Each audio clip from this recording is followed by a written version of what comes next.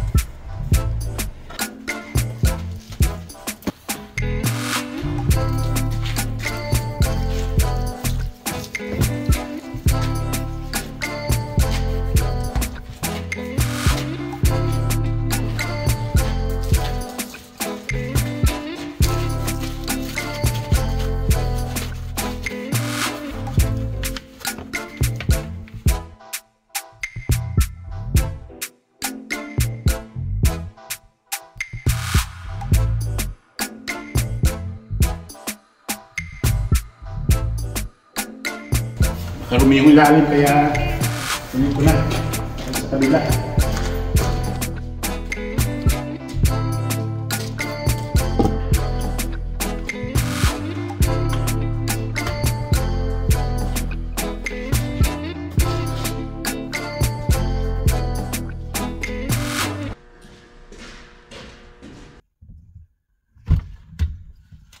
Right. Ay, tapos na. Pupuntahan lang tayo guys.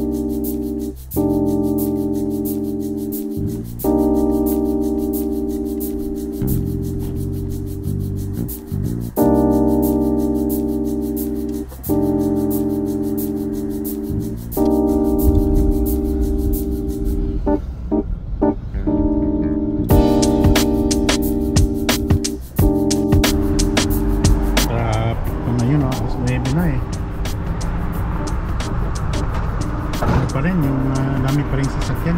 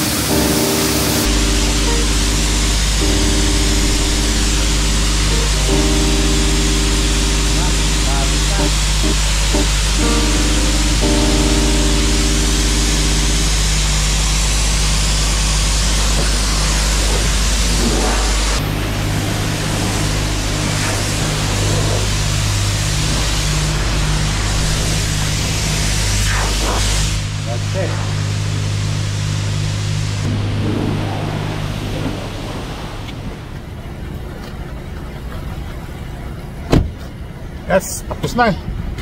So yung huling ano ko, yung pang under chassis kasi mahalaga yun guys, maraming asin. Yeah, so kasi mahal na dito eh, dati $3 na, ngayon $4. Kaya pag hindi ko ginawa yung ganong ano, sa bahay ko muna nililinis yung body. Kasi pag dito umabot ako ng 10 eh, mahal din. So malaking bagay rin yung ano, $6. Yung vacuum, meron naman ako sa bahay, doon ko na lang inaano. Kaya kasi dito, mabilisan, hindi mo mahabol yung oras kanina, oh, yung ano, halos hindi ko pero at least natanggal yung mga asin. Yeah, so dito kasi marami na rin nagpapahugas. So mura to eh. Pag sa iba ka may ano na eh, 12 na. Yeah, so ito lang magandang paraan na pwede mong linisin. Sa bahay ka muna kasi dito bawal magdala ng ano, yung mga balde-balde. Yeah. So pag ganitong winter eh, isang beses na ako nagpapahugas. Kasi pag pinatagalan mo rito, kakapal yung dumi. So pag ganun mo lang hindi matanggal guys, kaya hindi maubos mo, kahit 15 nga hindi pa eh. So kailangan talagang ano ng mga sponge. Kaya dito punas-punas na lang ako. So ayos na. Tipid na rin ano. Kasi ganun lang ang style ng paghuhugas. Pag titipid dito, kailangan mahutak ka rin eh. Kasi mabilisan to eh, business kasi eh. Kaya rather na meron naman monthly dito $19 eh. Monthly ka pa, obligado ka pa magbayad. So dito na lang ako, ganun na lang gagawin ko. Ayun, punas-punas na lang. Yeah. So anyway, that's it for now guys. See you in my next vlog. Bye for now.